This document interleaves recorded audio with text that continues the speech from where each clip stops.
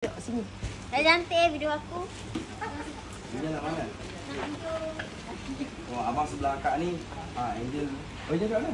Bos. Ini sama rumah ke? Oh, ya. Di sini lah. Di sini? Abang yang sana. Ring. Di sini lah. Sekejap bos, sekejap bos. Sekejap bos. Duduk ke berdiri? Oh, tak kisah. Akak nak duduk boleh, berdiri boleh. Ush. Angel. Oh, yeah. 1, 2, 3.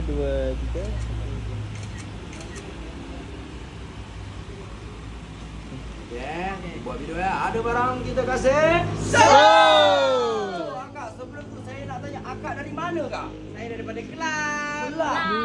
Dengar-dengar akak ada meniaga benda yang best ni. Apa dia kak? Kakak menjual kuih kapet king dan krepek dengan biskut raya. Oh, namanya apa kak? Kapet king and cookies. Yeah, ni kat mana kak? Si Jangkang Kelang. Oh yes. Kan korang tahu mana nak cari. So, jap. Akak, saya ada kat kedai ni ada yang 20 lebih. Saya dah terang kat akak barang yang bawah 10,000. Tapi kenapa akak dengan abang ambil barang harga RM39,999? Sebab rasa kualiti dia memang best.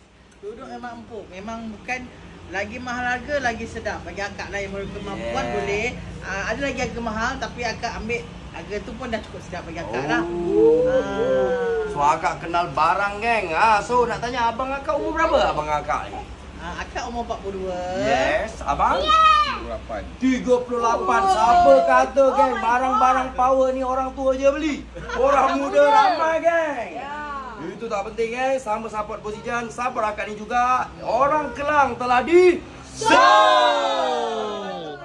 kasih abang. RM39,999.